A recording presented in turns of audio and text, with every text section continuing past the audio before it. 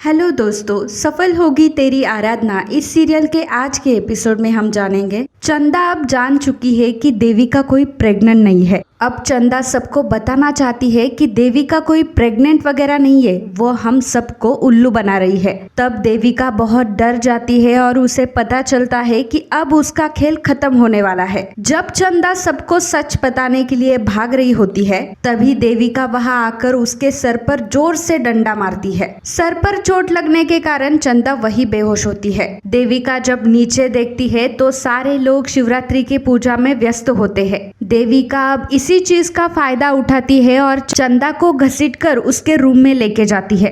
देविका चंदा को घसीटकर बाथरूम में लेके जाती है। तभी देविका बेहोशी होती है। तभी देविका उसके हाथ पैर बांधती है और उसके मुंह पे भी पट्टी लगाती है। देविका सोचती है कि मुझे कुछ ना कुछ करके इस चंदा को अब गायब करना होगा, नहीं तो ये लड़की मेरा सच अब सबको बता देगी और मुझे ये भी मालूम है कि इस लड़की पर घर के सारे लोग विश्वास करेंगे। तभी देविका को दरवाजा खटखटाने की आवाज आती है। देविका जब देखने जाती है तब आराधना देविका के रूम के दरवाजे के पास ही खड़ी होती है। दोस्तों, आराधना सीरियल के डेली एपिसोड पाने के लिए अभी हमारे चैनल को सब्सक्राइब करो ताकि आराधना के लेटेस्ट एपिसोड आप टीवी से पहले जान सके।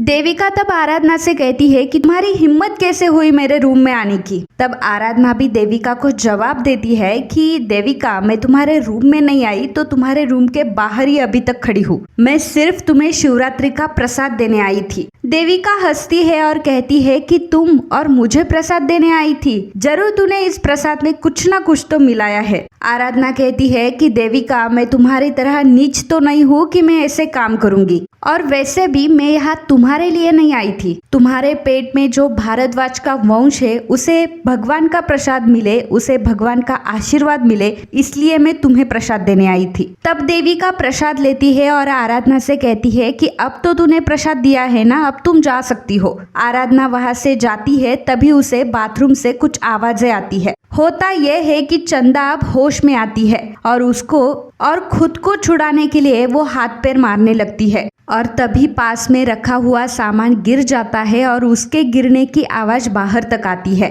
देविका अब जान चुकी है कि चंदा उठ गई है, चंदा होश में आई है। देविका अब बहुत डर जाती है। तब आराधना देविका से कहती है कि अंदर से कुछ गिरने की आवाज आई, कौन है अंदर? देविका कहती है कि अंदर कौन हो सकता है, मेरे अलावा कोई भी नहीं है रूम में, और वैसे भी हवा के कारण कुछ गिरा होगा, तुम टेंशन मत लो, तुम यहाँ से जाओ। ऐसा कहकर वो आराधना को वहाँ से भगाती है। देविका अब जल्दी जल्दी चंदा के पास आती है और चंदा को कहती है कि ज्यादा होशियार मत बन। देविका उसे कहती है कि अगर तूने मेरा सच सबको बताने की कोशिश भी की ना, तो आज तो मैंने सिर्फ तुम्हें बेहोश किया है, पर कल तुम्हें जान से मार दूंगी। देविका के इस बात पर अब चंदा बहुत डर जाती है। यहाँ पर आराधना जब मेनका के रूम से गुजर रही होती है तभी उसे फोन की आवाज सुनाई देती है। जब वो मेनका के रूम में जाती है तब मेनका वहाँ पर नहीं होती और बार बार फोन बजने पर आराधना सोचती है जरूर कोई इम्पोर्टेंट कॉल है, मुझे उठाना चाहिए। आराधना जब फोन उठाती है और कहती है कि मेनका मैडम यहाँ पर नहीं है, आपका फोन बार बार बज रहा था इसलिए मैंने फोन उठाया। आराधना हेलो हेलो करती है, तभी सामने से कोई आवाज नहीं आती। तभी मेनका वहां पर आती है और आराधना के हाथ से फोन छीनती है और आराधना से कहती है कि तुम्हारी हिम्मत कैसे हुई, तुम मेरे रूम में कैसे आई और मेरे फोन को तूने हाथ ही कैसे लगाया? तब आराधना कहती है आपका फोन बार बार बज रहा था इसलिए मैंने आपका फोन उठाया, पर सामने से कोई आवाज नहीं आई। ये बात सुनकर मेनका कहती है कि तुम यहाँ से जाओ, मैं देखती हूँ। तब आराधना वहाँ से चली जाती है। यहाँ पर देविका अब चंदा के कारण बहुत ही ज्यादा परेशान है और वैसे भी चंदा को अब वो जान से भी नहीं मार सकती क्योंकि ऑलरेडी एक मर्डर का डाउट उस पर है, इसलिए उसको कुछ भी करके चंदा को गायब करना होता है। तभी उसको एक आइडिया आती है और वो एक आदमी को कॉल करती है और उससे वो कहती है कि मेरा ऑर्डर लेके जल्द से जल्द घर पर पहुंच जाओ। यहाँ पर विनायक अब जोर जोर से रोता है और आराधना उसे शांत करने का प्रयास करती है। तभी वहाँ पर माधव भी आता है। विनायक अब शांत होने ही वाला होता है। तभी माधव अब विनायक से कहता है कि चलो विनायक मेरे पास आ जाओ, और वो आराधना से कहता है कि विनायक को तुम मुझे दे दो, मैं उसे संभालता हूँ, अगर वो मेरे गोदी में आएगा तो शांत हो जाएगा। विनायक शांत तो नहीं होता पर और जोर से रोने लगता है। तब आराधना माधव से कहती है कि मैं 1 घंटे से कोशिश कर रही हूँ विनायक को शांत करने के लिए, अब वो शांत हो ही रहा था तो आपने उसे लिया और मेरी सारी 1 घंटे की मेहनत बर्बाद कर दी। तब माधव कहता है कि नहीं नहीं, मैं करता हूँ ना, जब विनायक मेरे पास आता है ना तब वो शांत हो जाता है। माधव विनायक से कहता है कि क्या हुआ विनायक, तुम इतने क्यों रो रहे हो? आखिर तुम्हारे माँ की तरह मुझ पर तुम नाराज हो क्या, या फिर तुम्हारे माँ ने मेरी कोई शिकायत की है? ऐसा कहकर आराधना भड़क जाती है और कहती है कि आपने ऐसा सोचा भी कैसे कि मैं आपकी शिकायत कर सकती हूँ? मैंने आज तक आपके परिवार में किसी को भी आपकी शिकायत की है? आखिर आपने सोचा भी कैसे? सिर्फ और सिर्फ एक बार मैंने आपसे शिकायत की है और वो खुद मैंने आपको ही बताया है आपके बारे में, फिर भी आप मेरे बारे में ऐसा कह रहे हो। तभी माधव उससे कहता है कि आराधना, पिछली बार तूने जो मेरे से शिकायत की थी ना वो मुझे बहुत अच्छी लगी थी, क्योंकि जिस इंसान से हम प्यार करते हैं ना उसी से ही शिकायत करते हैं। तुम मुझसे शिकायत करो, मुझे अच्छा लगेगा। माधव की ये बात सुनकर आराधना को बहुत अच्छा लगता है और वो शर्मा जाती है। तभी माधव अब विनायक से कहता है कि विनायक, अब तुम शांत हो जाओ और तुम्हें भी अगली बार मैं जरूर शांत करूंगा। माधव जब वहां से चला जाता है तब आराधना अब विनायक को लेकर गार्डन में आती है। तभी वो देखती है कि मेनका किसी से बात कर रही होती है। आराधना मेनका की सारी बातें सुनती है।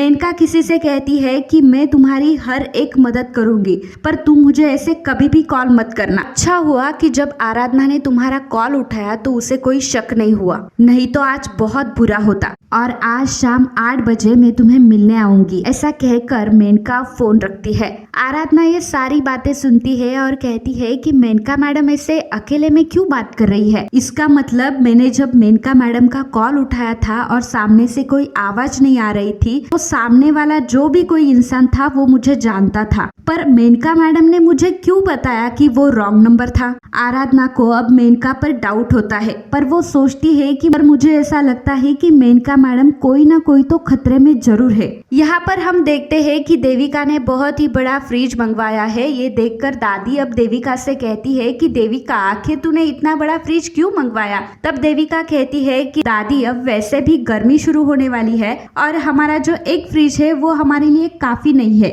और वैसे भी मैं प्रेगनेंसी में ताजे ताजे फल और उसका जूस पीऊंगी, तब मेरे बच्चे के लिए वो अच्छा ही होगा ना, इसलिए मैंने एक और फ्रिज मंगवाया है। तब दादी कहती है कि अरे पर ये फ्रिज कहाँ रखना है? तब देविका कहती है कि किचन के पास जो स्टोर रूम है वहाँ पर हम ये फ्रिज रखेंगे। दादी और डिम्पल दोनों भी अब देविका के मुंह नहीं लगती और वहाँ से चली जाती है। देविका ने ये फ्रिज चंदा को गायब करने के लिए बुलाया है। यहाँ पर हम देखते हैं कि जब 7:30 बजते हैं तब मेनका को अब घर से बाहर जाना होता है। तब दादी उसे कहती है कि मेनका, तुम कहाँ जा रही हो? तब मेनका कहती है कि दादी, मुझे मार्केट जाना है, मुझे एक इम्पोर्टेंट काम है। आर्यन के लिए मुझे कुछ सामान लेना है क्योंकि वो सामान मुझे लंदन भेजना है। दादी कहती है कि ठीक है, पर जल्दी से आओ। आराधना ये सारी बातें सुनती है क्योंकि तब वो किचन में ही रहती है। तब आराधना सोचती है मुझे जानना होगा कि आखिर इनका चल क्या रहा है, वो कोई बड़ी मुसीबत में तो नहीं ना फंसी। इसलिए जब मेनका घर से बाहर जाती है तभी उसके साथ अब आराधना भी उसके पीछे से निकलती है। आराधना देखती है कि खुद की गाड़ी होकर भी मेनका टैक्सी से क्यों गई। तब आराधना का मेनका पर डाउट और बढ़ जाता है और वो कहती है कि कुछ ना कुछ तो गड़बड़ जरूर है। जब मेनका टैक्सी लेकर वहाँ से चली जाती है, पीछा करते हुए आराधना भी टैक्सी लेती है और उसका पीछा करती है। तो दोस्तों, आपको क्या लगता है कि मेनका का असली चेहरा आराधना के सामने आएगा या नहीं? कमेंट करके हमें जरूर बताना। Thank you.